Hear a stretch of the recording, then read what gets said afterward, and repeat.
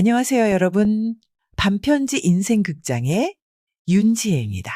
하루의 끝, 누군가의 진심이 담긴 반편지를 열어봅니다. 제보 사연을 각색하여 전해드리는 실화 기반 감성극장. 가장 사랑했던 남편의 잔인한 배신, 그 충격 속에서 복수의 칼날을 갈던 그녀에게 상상조차 할 수 없었던 진실이 찾아옵니다. 사랑과 증오, 그리고 혼돈 속에서 그녀가 마주한 것은 과연 무엇이었을까요? 끝까지 이 감정의 소용돌이를 함께 따라가 주시길 바랍니다. 마음 단단히 먹고 지금부터 오늘의 반편지 함께 들어볼까요? 안녕하세요, 지혜님. 제 닉네임은 사랑은 늘 아프다입니다. 저는 40 중반의 평범한 직장인 미영입니다. 제 삶은 몇 년 전 한 권의 소설처럼 뒤엉켰다가 다시 펼쳐지는 믿을 수 없는 경험을 했습니다. 어쩌면 제 이야기가 보이지 않는 곳에서 홀로 아파하는 누군가에게 작은 위로가 될 수 있을까 싶어 용기를 냈습니다. 저와 남편은 여느 부부와 다를 바 없는 평범한 결혼 생활을 했습니다. 뜨겁게 사랑했고 작은 아파트에서 오순도순 미래를 꿈꿨죠. 남편은 비록 돈을 많이 벌어오는 사람은 아니었지만 성실했고 저를 누구보다 아껴주는 다정한 사람이었습니다. 그의 무뚝뚝함 속에서도 저를 향한 깊은 사랑을 느낄 수 있었기에 저희 부부의 결혼 생활은 늘 든든한 나무 같았습니다. 소박했지만 저희만의 튼튼한 행복이었습니다. 하지만 언젠가부터 남편이 변하기 시작했습니다. 처음에는 잦은 야근과 회식 핑계로 집에 늦게 들어오는 날이 많아졌습니다. 새벽녘 남편이 침대에 들어설 때마다 익숙지 않은 향수 냄새가 섞여 있었고 피곤하다는 그의 눈빛에는 묘한 초조함과 옅은 그림자가 서려 있었습니다. 저는 처음엔 직장 생활이 힘들어서겠지. 내가 괜히 예민한가? 하며 스스로를 다독였습니다. 하지만 의심의 씨앗은 이미 뿌려졌고 불안감은 걷잡을 수 없이 커져갔습니다. 가장 고통스러운 것은 제 촉이 틀리지 않았다는 것을 확인하는 순간이었습니다. 어느 날 저녁 남편이 식탁에 휴대폰을 잠금 해제된 채 두고 잠시 화장실에 간 사이 제 눈은 무의식적으로 액정으로 향했습니다. 잠시의 망설임 끝에 화면을 들여다본 순간 제 눈은 믿을 수 없는 광경을 마주했습니다. 다정하게 팔짱을 낀 남편과 낯선 여자의 다정한 셀카 사진, 그리고 밤늦은 시간까지 오고 간 애정어린 메시지들. 심장이 쿵 하고 바닥으로 떨어지는 것 같았습니다. 온몸에 피가 차갑게 식는 듯한 감각. 손이 주체할 수 없이 떨리고 눈앞은 흐릿해져 아무것도 보이지 않았습니다. 설마 아닐 거야, 꿈일 거야. 수십 번 되뇌었지만 차가운 액정 속 글씨는 너무나 선명했습니다. 그날 밤 남편에게 사진을 내밀며 울부짖는 저에게 남편은 그 흔한 변명조차 하지 않았습니다. 어쩌다 실수한 거야. 혹은 오해야. 이런 거짓말 한마디 없이 그저 차갑고 무표정한 얼굴로 저를 응시할 뿐이었습니다. 그의 싸늘한 눈빛은 제게 그 어떤 비수보다 날카롭게 박혔습니다. 당신, 어떻게 나한테 이럴 수 있어? 제 목소리는 비명에 가까웠지만 그는 아무런 대꾸 없이 묵묵히 등을 돌려버렸습니다. 그 순간 제 결혼 생활이 돌이킬 수 없는 파국으로 치닫고 있음을 직감했습니다. 그날 이후 남편은 마치 가면을 벗어던진 사람처럼 변했습니다. 아니, 어쩌면 저를 향한 가면을 쓰고 있었던 건지도 모릅니다. 이제는 대놓고 바람을 피우기 시작했습니다. 퇴근 시간은 예측 불가능했고 주말이면 친구들과 등산 간다, 야유회 간다며 뻔뻔하게 외출했습니다. 한 번은 백화점 앞에서 그 여자와 팔짱을 낀 채 환하게 웃으며 걸어가는 모습을 멀리서 목격하기도 했습니다. 제게는 단 한 번도 보이지 않던 환한 미소였습니다. 심장이 찢어지는 듯한 고통에 그 자리에 주저앉아 버렸지만 그는 저를 발견하지 못했습니다. 아니, 발견했어도 모른 척 했을지도 모릅니다. 밤늦게 술에 취해 들어와서는 제게 냉소를 보냈고 제 앞에서 태연하게 그 여자와 통화하며 애정어린 목소리를 숨기지 않았습니다. 통화 내용은 더욱 저를 미치게 만들었습니다. 자기야, 보고 싶다. 주말에 우리 어디 갈까? 라는 속삭임이 밤마다 제 귀를 찢는 비수가 되어 박혔습니다. 그의 옷에서는 짙은 여자 향수 냄새가 진동했고 심지어는 제 침대 맡에 그의 불륜 상대의 머리카락이 떨어져 있는 것을 발견하기도 했습니다. 저는 매일 밤 그 향기 때문에 잠을 이룰 수 없었고 잠이 들어도 악몽에 시달렸습니다. 지옥이 따로 없었습니다. 밥상에서는 살얼음판이 깔렸고 집안 공기는 숨막히는 침묵과 냉기로 가득했습니다. 남편은 저를 투명 인간 취급했고 저는 그 앞에서 존재 자체가 부정당하는 기분이었습니다. 제가 무슨 말을 해도 어떤 표정을 지어도 그는 무관심했고 때로는 그만 좀 해, 피곤하다며 짜증을 냈습니다. 마치 저를 향한 모든 애정과 관심이 한순간에 증발해버린 듯 했습니다. 제 분노는 극에 달했습니다. 어떻게 사람이 이렇게까지 변할 수 있지? 나를 사랑했던 그 사람은 다 어디로 간 거지? 배신감과 모욕감, 그리고 걷잡을 수 없는 증오가 제 마음을 갉아먹었습니다. 저는 매일 밤 베개를 끌어안고 소리 없이 울었습니다. 눈물이 마를 날이 없었고 거울 속 제 얼굴은 초췌함을 넘어 피폐해져 있었습니다. 친구들은 너 왜 이렇게 말랐어? 무슨 일 있니? 걱정 어린 눈빛으로 물었지만 저는 아무 말도 할 수 없었습니다. 제 삶은 오직 그를 향한 분노와 복수심으로 가득 채워져 있었습니다. 그렇게 지옥 같은 몇 달이 흘렀습니다. 더 이상 이 관계를 유지하는 것은 저를 좀먹는 일이라고 생각했습니다. 저는 결국 이혼을 요구했습니다. 이미 마음이 완전히 떠났다고 생각했습니다. 민준 씨는 의외로 아무런 반항도 없이 이혼에 동의했습니다. 오히려 저는 그 속 시원해하는 듯한 태도에 더 큰 모멸감을 느꼈습니다. 그렇게 내가 싫었나? 나에게서 벗어나고 싶어 안달이 났었나? 이혼 절차는 놀랍도록 빠르게 진행되었습니다. 그는 변호사를 통해 제게 넉넉한 위자료를 제시했습니다. 제가 생각했던 것보다 훨씬 큰 금액이었습니다. 저는 그 돈이 자신의 죄책감을 덮으려는 돈, 혹은 저를 완전히 밀어내기 위한 마지막 모욕이라고 생각했습니다. 씁쓸함과 분노가 뒤섞인 채 저는 그 돈을 받아들였습니다. 그렇게 우리는 남보다 못한 사이로 갈라섰고 저는 그를 향한 미움과 복수심을 가슴에 품은 채 새로운 삶을 시작했습니다. 그가 준 위자료는 제게 그의 죄를 상기시키는 아픈 흔적이었습니다.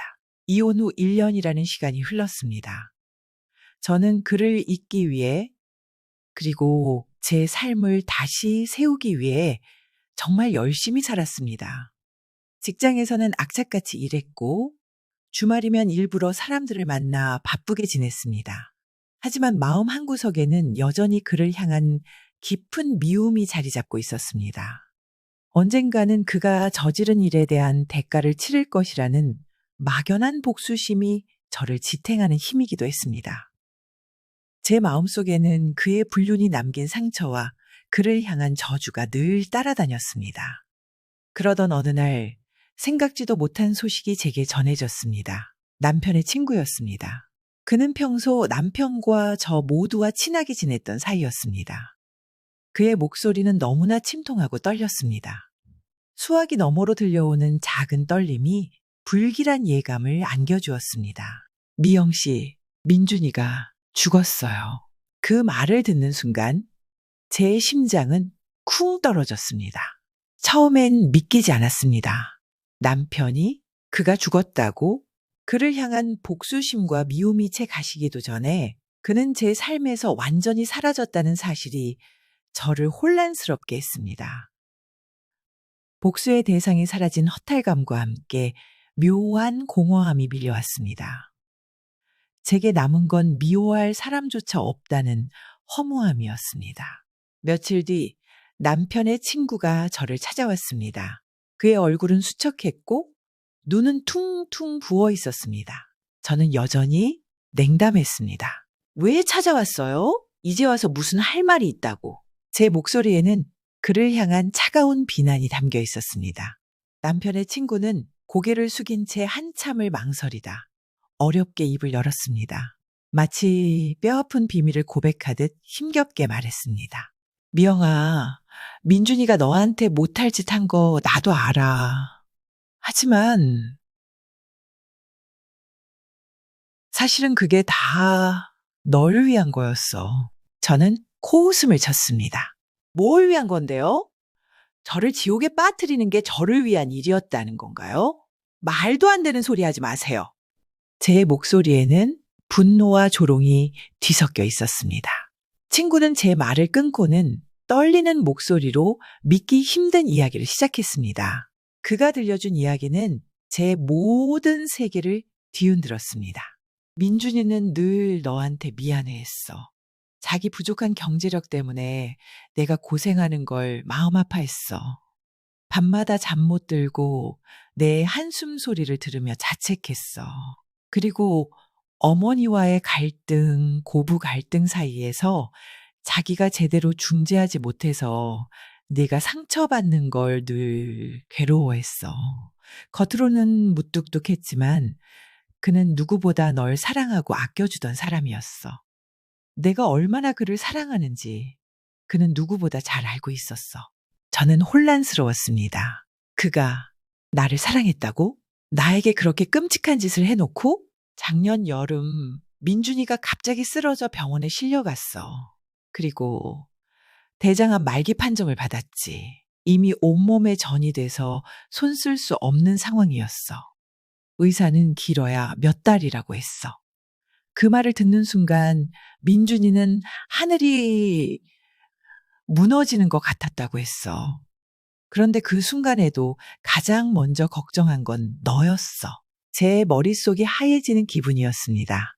대장암? 말기? 이게 무슨 소리야? 손에 땀이 흥건해졌습니다. 그는 네가 자신을 너무 사랑해서 자기가 죽으면 네가 재혼도 안 하고 평생 혼자 살면서 자신을 그리워하며 아파할까 봐 그걸 가장 두려워했어. 자신이 집만 남기고 떠나는 것을 견딜 수 없어 했지. 아내가 행복하게 새로운 삶을 시작하길 바랐어. 친구의 말은 계속되었습니다. 그의 목소리는 점점 더 흐느낌으로 변해갔습니다. 그래서 민준이는 가장 잔인한 작전을 짠 거야. 너에게 정을 떨어뜨리게 해서 내가 미련 없이 자신을 떠나고 자유롭게 새 삶을 시작할 수 있도록 그렇게 자신을 미워하게 만들어서 네가 슬퍼하지 않도록 일부러 불륜을 하는 척 위장하고 너를 향한 냉담한 태도를 보였어. 네가 아파하는 걸 보면서 그도 매일 밤 피눈물을 흘렸지만 네가 자신을 증오해야만 네가 살 수 있다고 믿었어. 그리고 이혼하지 않은 상태로 자기가 죽으면 그 지독한 시어머니 민준의 어머니가 너에게 재산을 한 푼도 주지 않으려 할 것을 알았어. 그래서 이혼을 해야 했고 너에게 넉넉한 위자료를 줘서 네가 살아갈 기반을 마련해주고 싶었던 거야. 일부러 바람을 피우는 것처럼 꾸며서 네가 위자료를 당당하게 받을 수 있게 한 거야. 그는 너에게 미움을 받고 이혼하는 것이 내가 고통 없이 새 출발할 수 있는 유일한 길이라고 믿었어. 마지막까지 웃으면서 남은 시간을 혼자 정리했어. 너에게 집만 더 지어주다가 죽게 되는 것보다 내가 자신을 증오하고 떠나보내는 것이 너를 위한 길이라고. 그는 몇 친한 친구에게만 이 사실을 털어놓고 늘 괴로워했었다고. 친구의 모든 말이 끝났을 때 제 온몸은 주체할 수 없이 떨려왔습니다. 심장이 터질 것 같았고 머릿속은 걷잡을 수 없는 혼란으로 가득 찼습니다. 믿을 수 없는 진실이 저를 덮쳤습니다. 제가 죽을 만큼 미워하고 복수의 칼을 갈고 있던 그 잔인한 대상이 사실은 저를 지키기 위해 자신의 모든 것을 희생한 가장 깊고 숭고한 사랑이었다는 것을. 제 눈에는 민준 씨의 마지막 모습들이 파노라마처럼 스쳐 지나갔습니다. 저를 차갑게 외면했던 그 싸늘한 눈빛, 다른 여자와 통화하며 다정하게 속삭이던 그의 목소리, 모멸감을 주던 그의 잔인한 행동들, 그 모든 것이 저를 위한 처절한 연기였다는 것을 깨달았습니다.